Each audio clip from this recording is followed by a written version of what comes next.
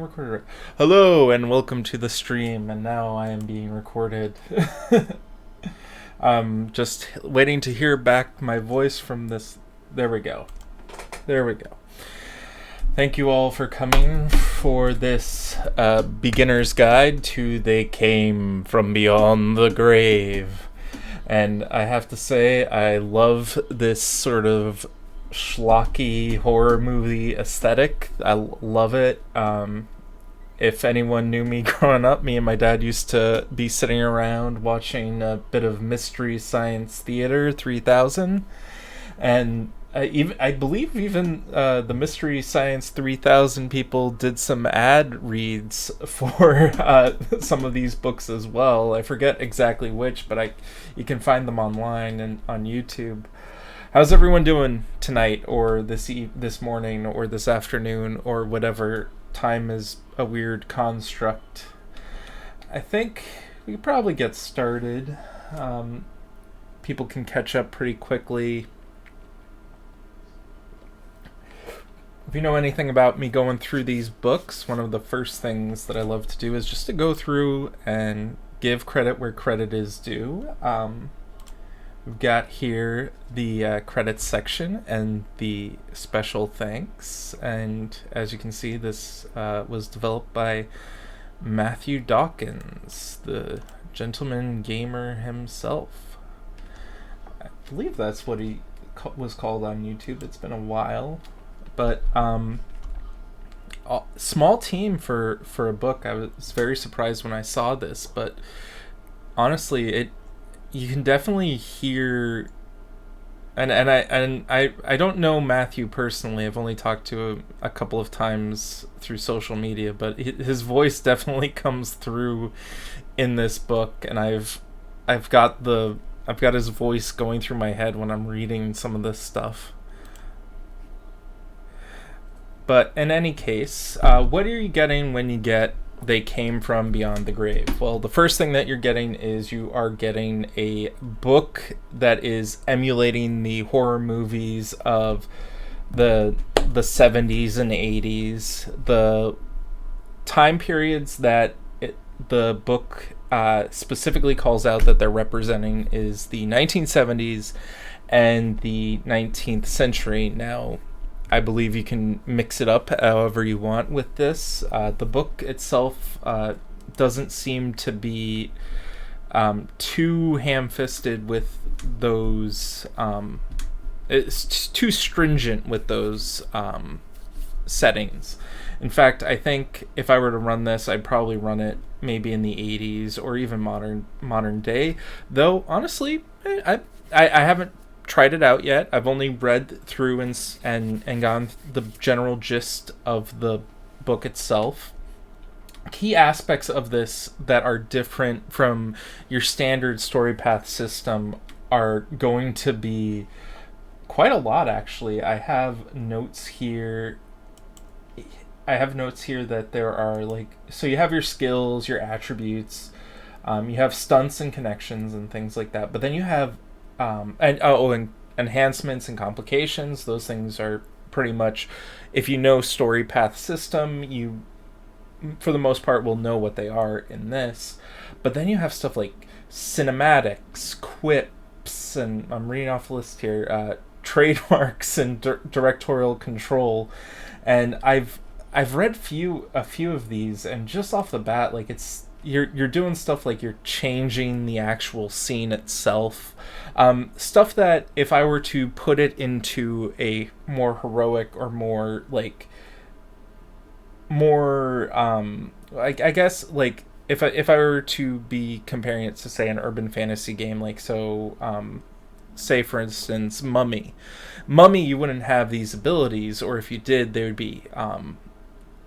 would be sort of contextualized as a miracle that a mummy could pull off. Whereas in this book, you have these abilities that are basically like cut to the next scene, or things of that nature, something that's more cinematic. And the characters aren't aware that this stuff is happening. It's all happening more player-facing, more mechanical-facing. So the opening to this, the introduction, is I keep hearing his voice in my head. Did you find the above quote a little bleak? I hope you enjoy snuffing at the proprietor from beyond the grave, 1974. My apologies, but its source seemed appropriate. And did you come here for a horror story or two after all? Let me be clear. You're about to enter a world where monsters stalk the night, killers watch through your windows, and the walls of your newly renovated house built atop a burial ground drip with blood. Just checking. I do have a new house here, and I don't want blood dripping down from the ceiling. In any case, but we go into the more detailed stuff about this. If you get the book, you're gonna probably read this section, but like the introduction is just such a good way to start with these. I do like if you go into this part here. Can I? My PDF is not behaving properly for stream. Oop. Cannot zoom in here. There we go.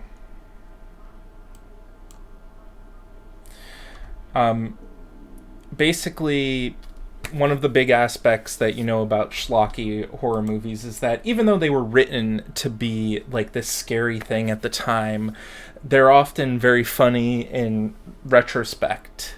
And there is something about in here about whether or not you should be having comedy in your game and stuff like that. And honestly, I might be looking at a different section than I was before, but essentially the idea is you have the serious moments, you like have some levity in it, and this is something I'm more going from my own viewpoint and less of the book, whereas you have like these funny moments of this schlocky horror things, and then you bring them back down to reality with the horror that is inside the game. Expect drama, anticipate terror, prepare for overacting. Note that one-liner you think is amusing will be even more funny if repeated ad nauseum through the course of the single story. Now, what is a role-playing game? Hey, we know this stuff. Let's move to the schlocky horror and nice images here. And if you're getting this book, there's just some lovely art in here of various let's see if that's actually shown up on the stream. Yeah, various like redones of B horror movies. You can get a lot of these in here, and honestly, why wouldn't you? In any case, let's start off with some of the easier stuff to go through. Let's get down to the character sheet. This is one of the things I did in a video I did of how do you read books? How do you read role-playing game books that you know nothing about? You go all the way to the back of the book, and you hopefully find the character sheet. And got that back here. You can see that we have the skills listed up here. These are your standard story path skills. I didn't notice any differences, but correct me if I'm wrong on anything. Seriously, I am someone who doesn't want to be giving you bad information. If there's anything that's wrong, put it in the comments below and the messages below, and I'll try and get to it as soon as possible so that I can fix any errors. Looking at right now, you've got your character name, player name, concept, your archetype. Archetypes, I would say, are similar to classes in other games, but they are not quite as restrictive. They give you access to some abilities, and I'll go on to some of them later. Your attributes, pretty much the same. You can get a favored approach, it looks like, so that's good to know. And then you have the various paths. You have your archetype, your origin, and your dark agenda. Now, archetype and origin, those pretty much tell me, I'm like, I know exactly what that is. Dark agenda, I'm going to have to read that more. Aspirations, you've got 2 short and 1 long, different than the other story path systems that do a short, a long, and a group aspiration. But that's fine. You're playing horror movie characters. Sometimes you want to trip another another player so that you can survive. Going down here, we've got the connections, trademarks, quips, tropes, favored stunts. I will say I do have my trope book already, my horror trope book that my wife got me for Christmas not too long ago. It is something that is not part of this book series at all, but it is something that I found hilarious, that this game goes really in depth with the tropes of horror movies. In fact, if you look at the monster section in the back of the book, there are like over 24, I want to say, various monsters that you can bring into your game. In any case, so we've got here, you've got your story path, dice wound system. It might behave a little bit differently. It seems like it does have this +1 archetype, 2+ archetype dice bonus, which looks to be like as you get more injured, you get more of a die bonus. In any case, you've got relationships, equipment, group rewrite pool. Okay, yep. I think if I remember correctly, you use the rewrite pool for some abilities. Anyway, now let's dive in a little bit into the... I'm not going to make a character for this video. I was actually planning to go into They Came From Beneath the Sea after this on next week, but I think I might do a character creation next video if we don't have time for it. So, couple of the stuff that I was looking around for was let's go directly into the cinematics. The cinematics are something that I think are the most interesting part of the system so far that I've found. So cinematics, chapter 6. So here we go. As far as the cinematics go, they are powers the players use to influence and edit the course of the game as if they were taking on the role of the director. They're typically activated through expenditure of points from the writer's pool. In the writer's pool, let's just get our vocab here set up. Your writer's pool, 118. Lovely glossary. Lovely glossary here. 118. Writer's pool. Really? It's not in. I might have read it wrong. Did I read it wrong?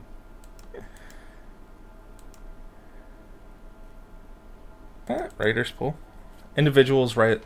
Okay, so you have a communal pool where each one has their own writer's pool. Each player has 3 rewrites, and then we've got, who else gets this? Oh, here it is, write generation. So 94. Sometimes the consultation for failures needs to come up later. The momentum of the story built by failures and rising peril leads to climactic moments. You must succeed against all odds, but failure threatens to destroy all. When these momentums come, it's time to ask for a rewrite. So it's a shared resource amongst all players. The pool holds up to 3 rewrites for each player. So with 4 players, the rewrite pool's maximum is 12. Note the size of the pool is based on the number of players, not characters. That's just so if people have multiple characters, you're not inflating the resource pool here. And what can these rewrites allow you to do? You can activate cinematic moments. I probably have to scroll down a little bit so you guys can see that. You can gain additional attempts at a complex action for 3 rewrites. That's a lot. Each of the cinematics have their own costs, and you can add dice to the dice pool by spending 1 rewrite for each die. Only half of the writer's pool rounded up can be spent in this manner on a single action. That's a good idea, because otherwise people would just be throwing the entire writer's pool at one action you want to get really done. Thank you, Plastic Age Plays, for talking about the Trinity Continuum Player's Guide, which is now crowdfunding on BackerKit. And I just double checking. It is definitely, the backer kit for that is definitely over the goal of 15K. At the time right now, it is at 32,598, which will date the video, but who cares? There's going to be an OPP game night last Friday of every month. That's going to be 4/28/23. So you guys got about 2 weeks or so, a little bit over, to get signed up for that if you want. Let's see. That's it. I think that's it. We're running 2 actual plays to promote the backer kit. Divergence on Tuesdays at noon Eastern Standard Time, and Tie and Space on Saturdays at 2 p.m. Eastern Standard Time. These are also being simulcast on BackerKit. Okay. I hope I did all of them. I think I did all of them. Okay, so we did the rewrites. We go down to cinematics. So they use the writer pool, and crucially, characters are typically unaware of these powers being used. For them, the set just collapses, the scene cuts to black, or the walls just start running red with blood. The walls aren't red yet. I'm good here. The stunts are characters' powers that are activated using successes from an excellent roll of the dice. Characters tend to be aware of using stunts and are encouraged to roleplay the stunts effects. Then we have the quips, which are your character phrases our protagonists utter at the moment of great tension or simply at entertaining points during the story. While quips have a meta element, especially when used inappropriately or repeatedly, the player can choose whether or not the character are aware of the incongruous use of quips. Awesome. Thank you so much for the cheer. So we've got here, basically, the quips are something I find hilarious, because it's got that a little bit of the quippiness that happens in those old movies. Like, even Ghostbusters has a lot of quips in it. It's not something that Marvel just made up recently and started doing crazy things with. There's something going on right now where people are upset about the quippiness of Marvel movies. And I'm like, a lot of movies have been very quippy over the years. It's just you never notice them as much. In any case, quips go from quips to haunted. Haunted is a state of being that characters who encounter and survive an experience with the supernatural that changes characters who encounter the supernatural. This allows them to gain conditions that can be positively or negatively affecting their lives. That's pretty basic stuff here. That's the surface level of what these do. Cinematics, though, I'm going right into this. If I go down here,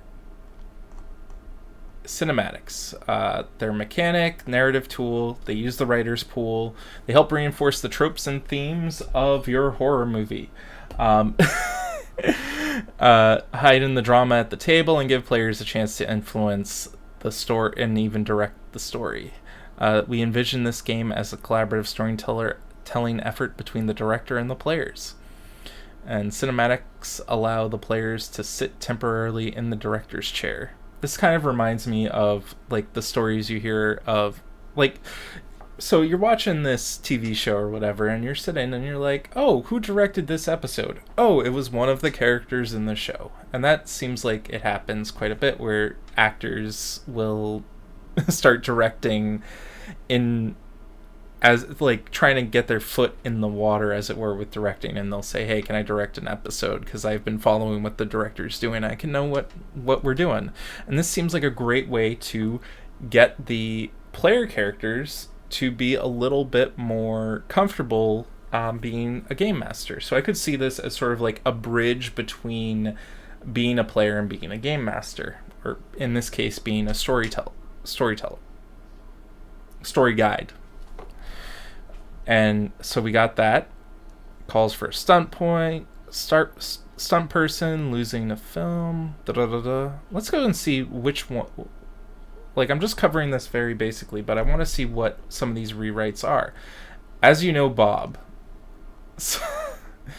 As you know, Professor, my older sister disappeared when she was one of the Cartwright's invitees. Rumor has it she was last seen walking like she was hypnotized, following a gray-haired woman in a high-collared robe towards the Cartwright Manor's basement.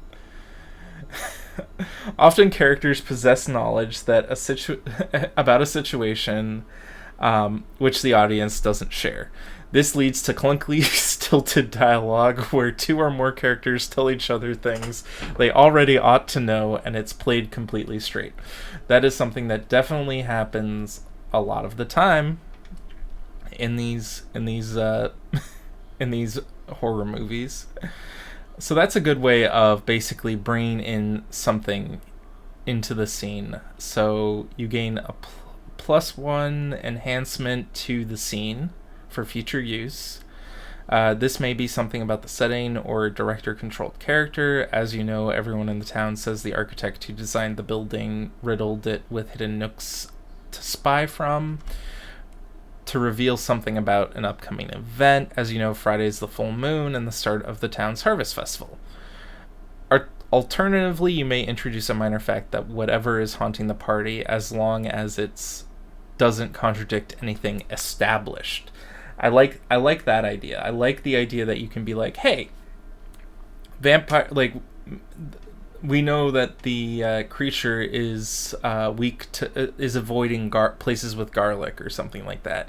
Technically, if you're like, oh, we've only been to places that are not restaurants, you can be like, yes, it's avoiding places that have garlic, or something akin to that. But that is a very abrupt one.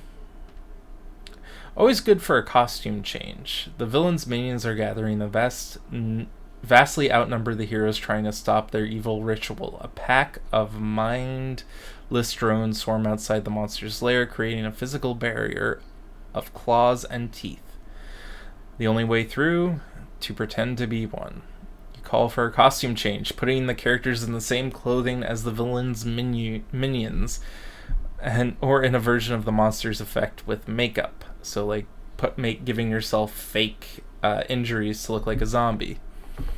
The characters automatically succeed at completing the disguise, and the scene immediately picks up with the characters moving amongst the cultists. While moving through the masses, they must make an effort to blend in with the crowd, chanting, bumping mindlessly into other zombies. Breaking character might attract unwanted attention and blow their cover. So, man, these are pretty powerful things, I would say, as far as like a game is concerned. You're looking at this and you're like, hey, can I change the scene so that we're actually like it automatically happens, you automatically succeed in this. But if we break character, suddenly that moment is lost and we lose the effect. The director may add a rewrite to the pool to add a complication, or 2 rewrites to impose a condition. That's a good fail-forward mechanic. You're gonna, if something bad happens, you're gonna get some rewrites to help make up for it. So the director may even like negotiate it with the players. Maybe that would be a nice thing to do, but you can't just give it to them. So that is cinematics. That is one of my favorite things that is in this book. Let's go to quips. Quips are the next system that is pretty interesting. Quips are actually cards. There is something in the back of the book. If you go into the back of the book, here you have appendix of quips. You also have here, all the way back here, these cards of quips. I need a drink is a racketeer. Okay, I'm going to change to one that I know. Going all the way back here, they died in some way as yet unknown to science is a professor quip. Now, what does this mean in the context of the game? You have 5 quip decks, 1 for each character archetype. You can purchase official cards from DriveThruRPG or Storytellers, or from DriveThruRPG, I'm assuming. Each card contains pithy one-liners, bold statements. Think of them as lines you'd see in a movie. Each player draws 3 cards at the start of the game session. 2 are chosen or drawn randomly from any of the 5 decks. Usually they're archetype specific deck, but it's not required. And then the player can choose to make up their own quips as 1 or 2 of these.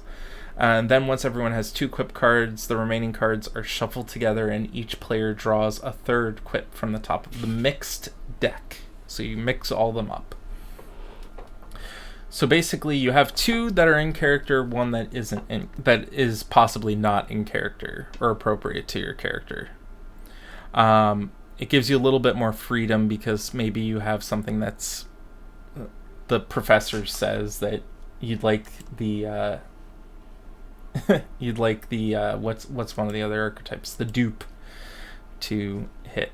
Honestly, the archetypes for this are very reminding me a little bit of the archetypes that were in Cabin in the Woods, if you guys have seen that movie, if any of you have seen that movie.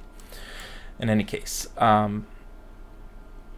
we'll cover those in a bit. At an appropriate moment in the story, all cards are discarded at the end of the session, unless the character has a catchphrase quip. Okay, so if you have a catchphrase, you can keep it around. At an appropriate moment in the story, a player can have their character say a line listed on the quip card. Players should feel free to emphasize whatever words they like on the card, change pronouns as needed, and add pauses in appropriate places to give the best or worst possible delivery.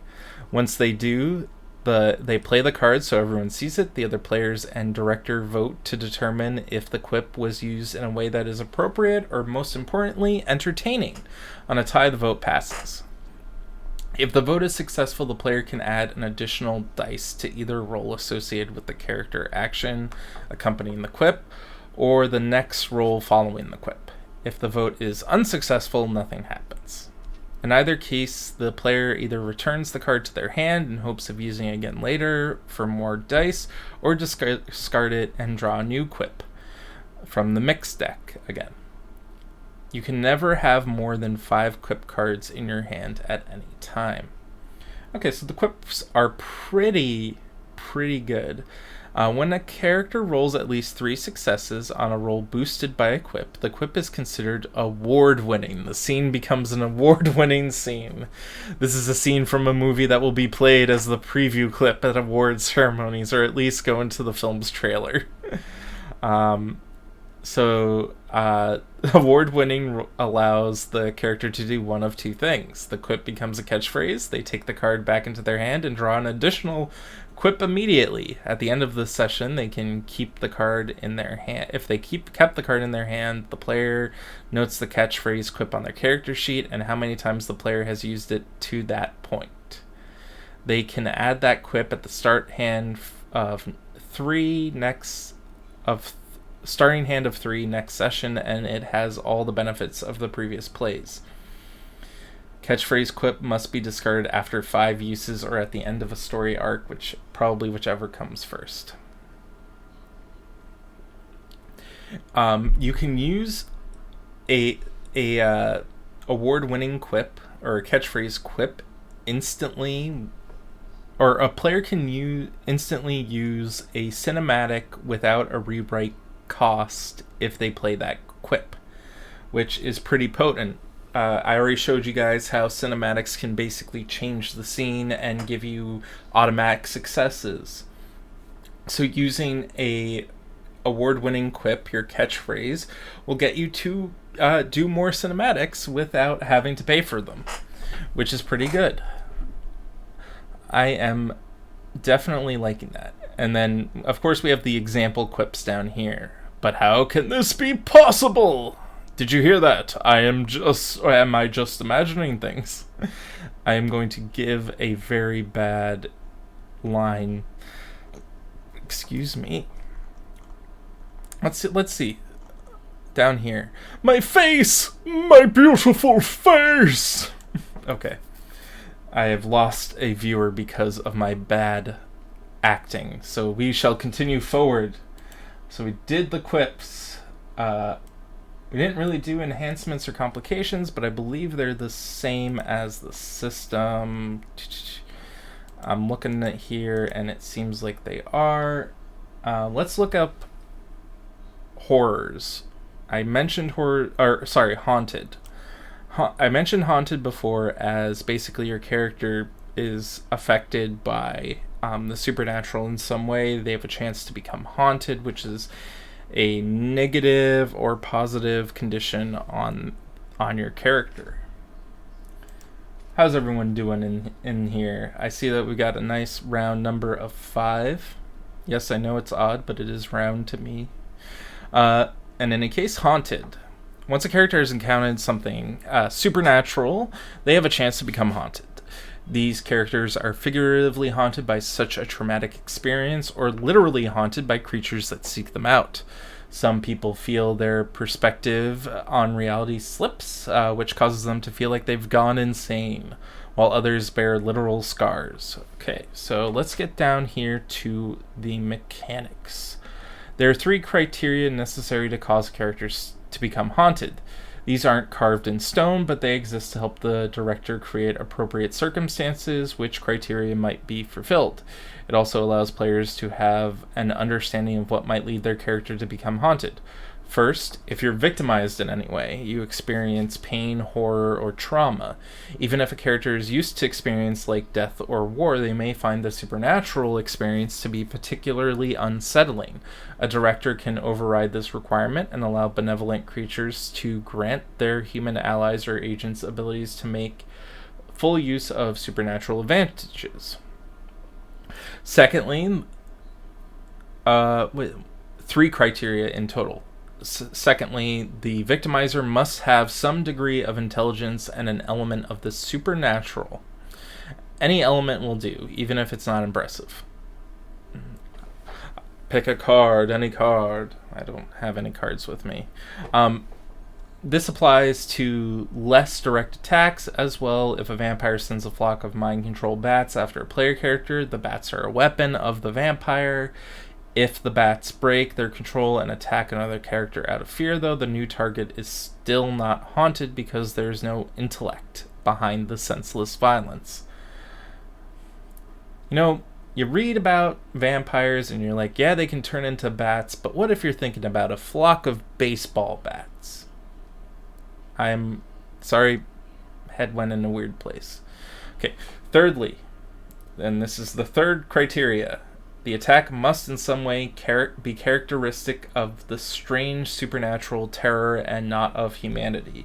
This is where things become complicated. If the friendly but possessed police officer were to shoot someone with a mundane pistol, the character shot would not necessarily become haunted because while the act would be strange, there's nothing uncanny about the act. However, if the victim saw a ghost possess the police officer before he fired, that might suffice, since the victim now knows that something supernatural is occurring. So we've got those 3 criteria down. You're attacked by something, you are victimized, the thing that attacked you was supernatural, and the effect that was carried out on you was blatantly supernatural, or at least hints to be supernatural. So we've got the haunted character has psychological and physical effects. Psychological effects, standard trauma, a few rare cases, major derangements, and delusions of grandeur, often combined with intuitive insights into the knowledge of the arcane or diabolic. People who are far removed from humanity indeed. Okay. Then we have the physical, eye colors changing, your hair turning white. You get a tick, a nervous tick. You could also have some supernatural changes to them. Okay, so now we have the haunted conditions. Down here, haunted conditions, special kind of conditions. The haunted conditions are like any other condition, but they have two unique qualities. They can only be acquired by director decree, so by the game master. And they can set piece as part of haunted abilities. Throughout the game, you may encounter abilities or powers that can only be used by haunted characters. If your character has a haunted condition, they are considered haunted and have access to those abilities.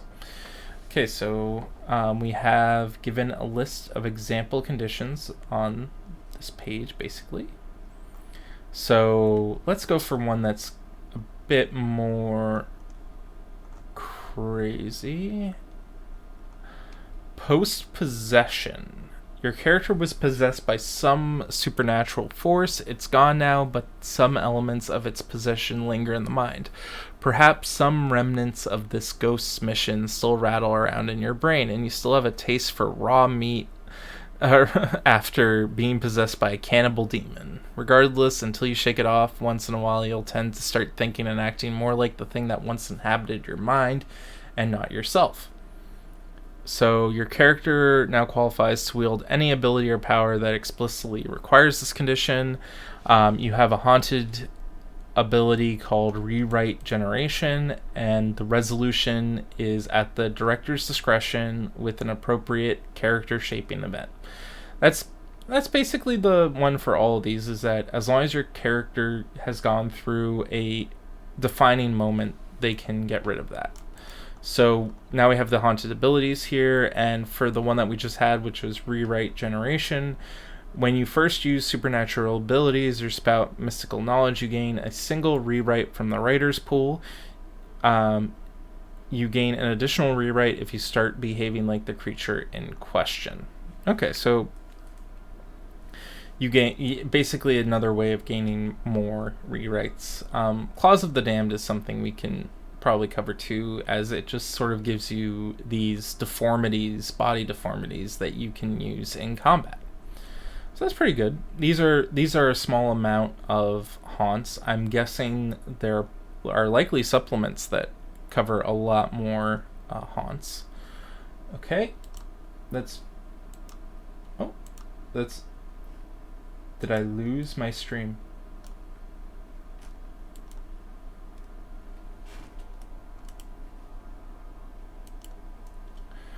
I think I have to just check the stream for a second, because it looks like I had very choppy internet. I apologize. That is my bad if that's the case. In any case, carry on. Let's go for trademarks. I have not yet found the trademark section. Trademarks. Okay, so trademarks are part of the character creation process, it seems. So these are character creation at a glance. So let's see, trademark.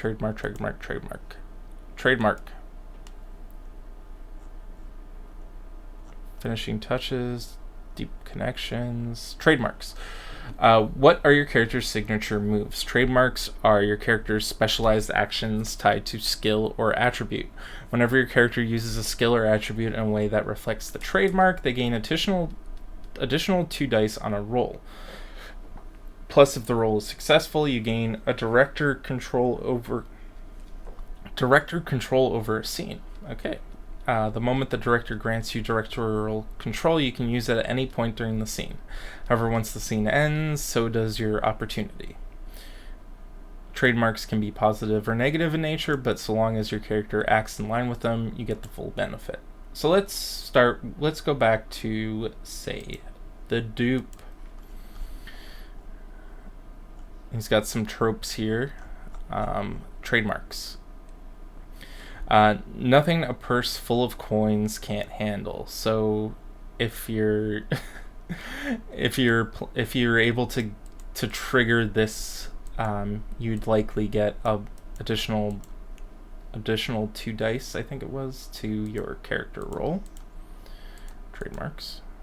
Yep, you gain additional 2 dice on the actions roll, so long as it's in character.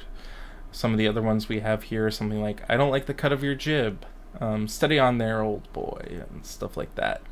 I believe you choose only one trademark.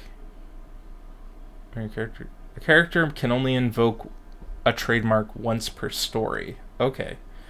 Your character begins the game with 4 trademarks. Pick 1 trademark for their origin path, 1 trademark for their dark agenda path, and 2 trademarks for their archetype path.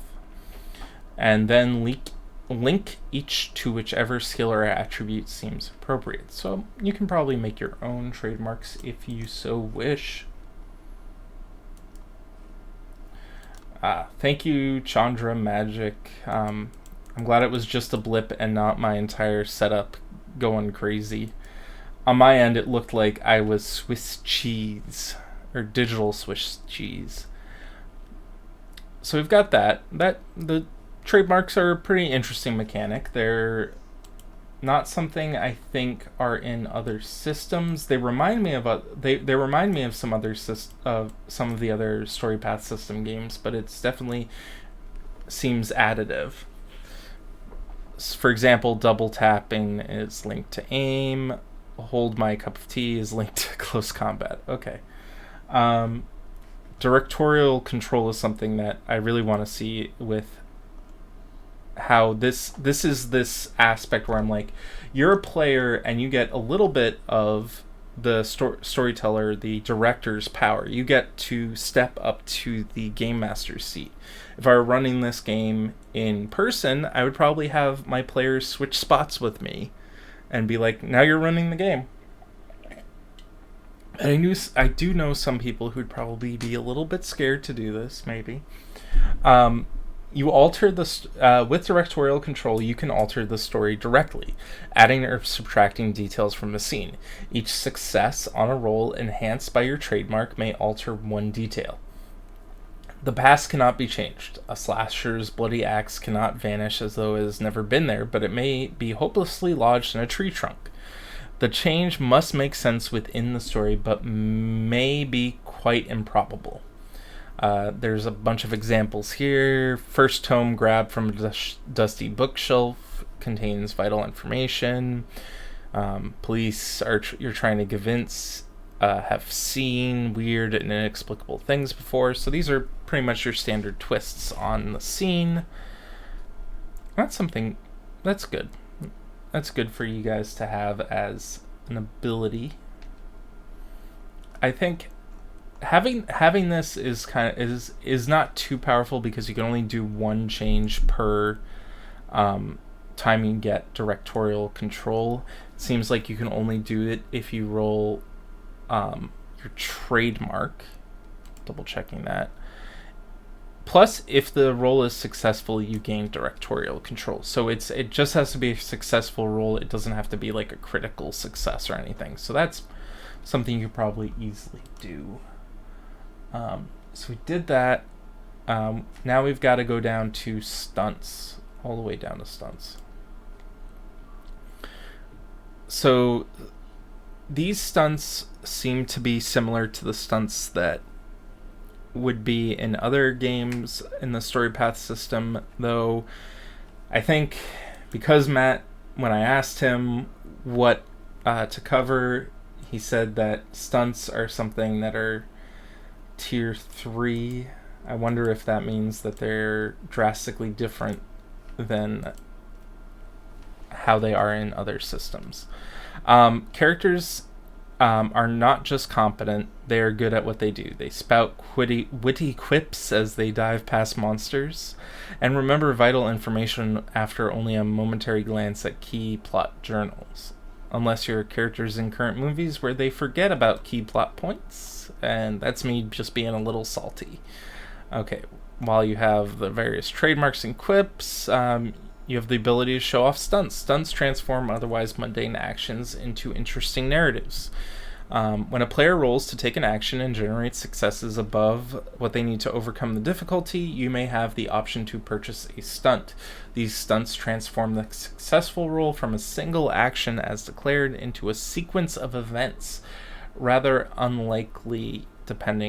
sometimes rather unlikely depending on how many successes you have to spend. So you can add enhancement bonuses to a future roll. You can apply complications or difficulty to an enemy's action with a single success as a stunt on any action. You can also purchase special stunts with your successes anytime you take an appropriate action with a skill. They're available to all characters, but only come up in special circumstances. So not always available, but they are available to everyone. You also have stunts for each archetype that are a set of stunts that are just for them. So if we go all the way back to that dupe character, I've got my stunts somewhere around here. I might be looking at the tropes. Well, I'm going back down to stunts section. Maybe they're down here. In any case, so you have some aim stunts. They're classified. Stunts are classified as simple, flashy, daring, depending on how many successes it takes to purchase them. Simple stunts only require a single success to pull off, but they are limited effects or only come up in specific circumstances. Flashy stunts require 2 success and have a flashy effect, but always come up in specific circumstances, whereas daring stunts require 3 successes to purchase and have seriously awesome effects and can be applied in any circumstance. Okay, so we'll go down here. Let's look at the aim stunts. So what's that? You purchase, this is the simple one for aimed.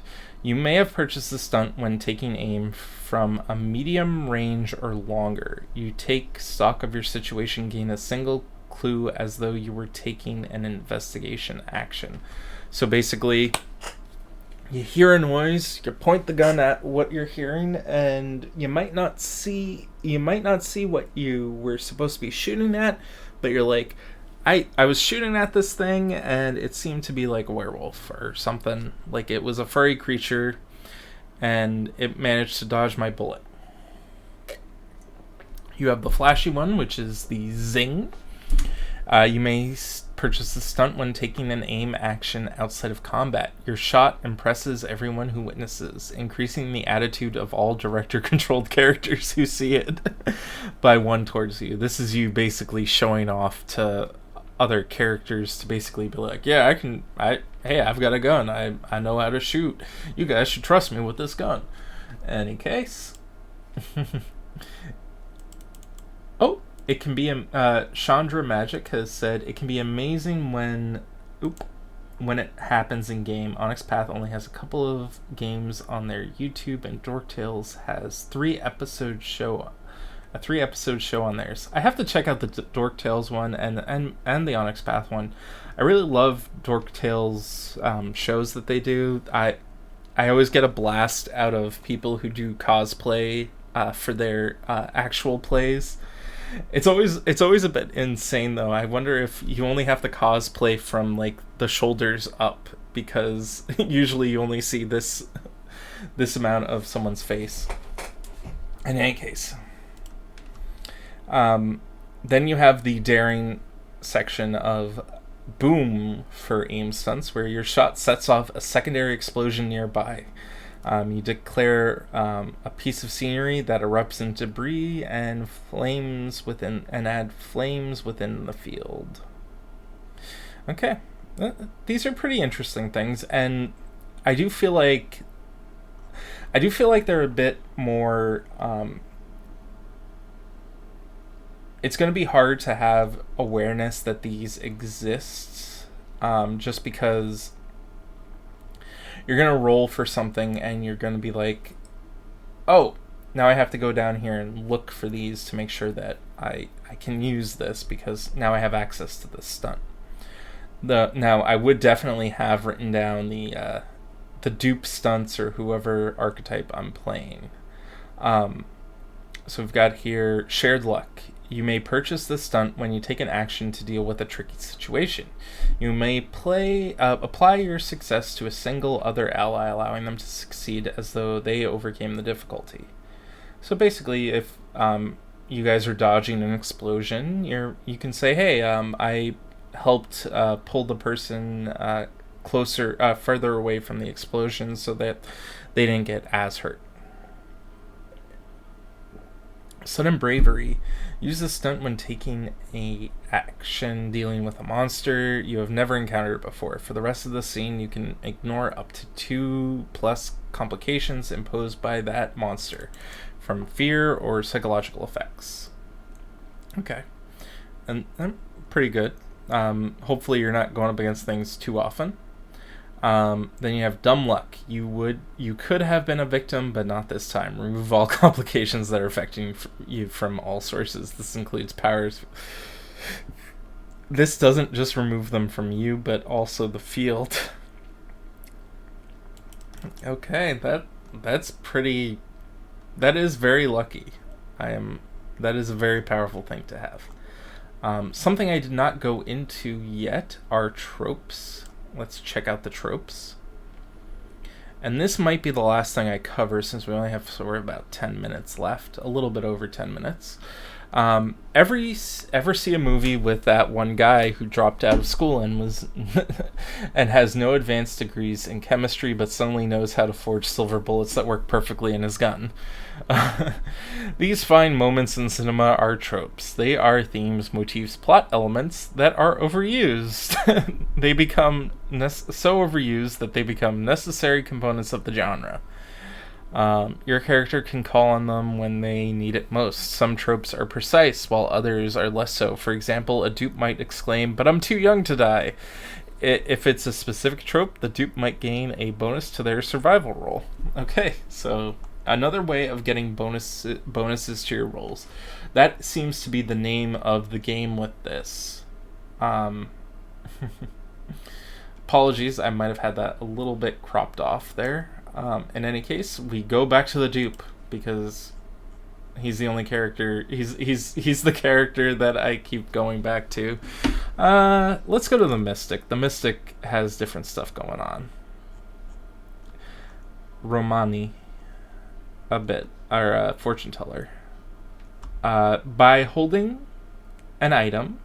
Voices of the past. By holding an item belonging to the targeted person or monster, you can see a small snippet of their past. It is up to the director of how much of that information is useful or not.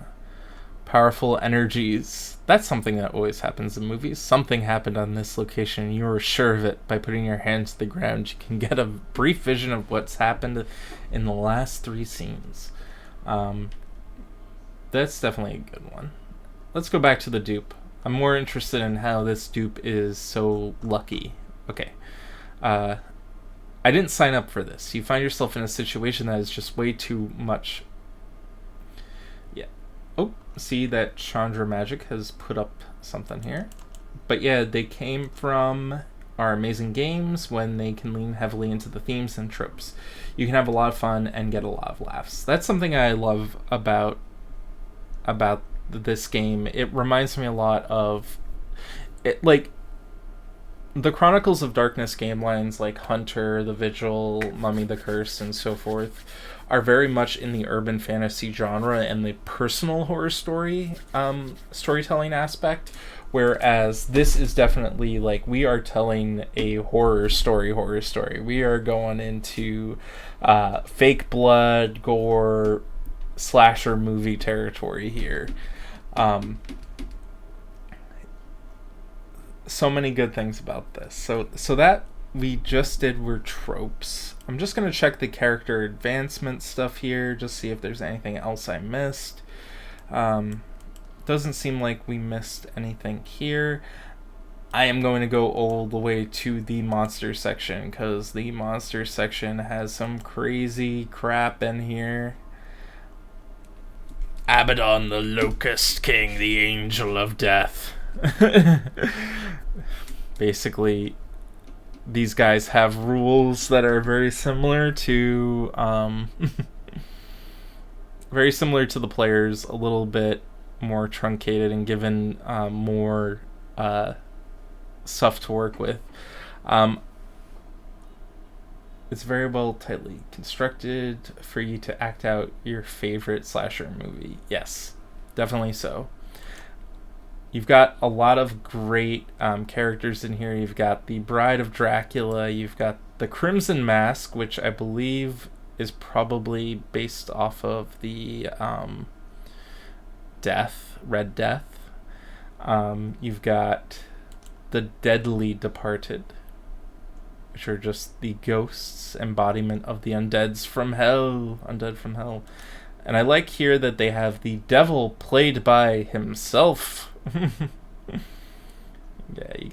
you got that. I'm not giving you guys the stats of these. These are just cool characters to have around. You have the devil worshipper, Dracula, feral vampires, Frankenstein's monster, ghosts, ghoulions. What are ghoulions?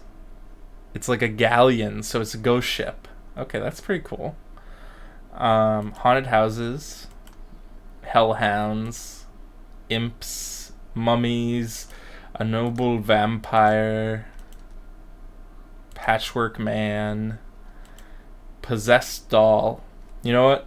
There are not enough possessed dolls. Scared the shit out of my sister when she was a kid. Apologies for the language. But possessed doll is one of my favorite tropes. If anyone knows me in my other games, I like the possessed animatronics now as far as a trope goes. You got the Rat Man, the Slasher, the Stalking Killer. So this is like your with a hook-handed man. And we got the Warlock. Oh, the Twisted Scientist. Missed the Twisted Scientist. We got the Warlock, the Wax Palace, which, if anyone knows, the Wax... Was it the Wax Museum? I'm trying to think of... The Wax horror movie. House of Wax. House of Wax. And the original House of Wax, which was in the 1953... 1953 was a remake of a 1933 version of it. If you know me, I also like very old horror movies. Curse of the Cat People, The Curse of the Demon or The Night of the Demon. Honestly, if you want to see like a really old good horror movie that almost holds up, it's definitely Curse of the Demon 1957 version, also known as Night of the Demon, depending on your region. That is a plug for a movie that is probably in the public domain now. I'm not sure. We've got the werewolves, we've got the witches, and we've got the zombies. So you get a lot of undead creatures to use against your players. The reason I like to put out Curse of the Demon as one of my favorite horror movies of all times is just because it is like... The original director had a very clear vision of not showing the monster, but it has sort of fallen to time and forgotten about because the executive producer decided, hey, let's put a monster in this so that we can bank on the like your universal type monster recognition. People have Curse of the Demon monster figurines all over the place. It's like, no one did. You told a very good psychological horror movie for the 1950s and just In any case, I am pretty much done with everything that I had listed out here.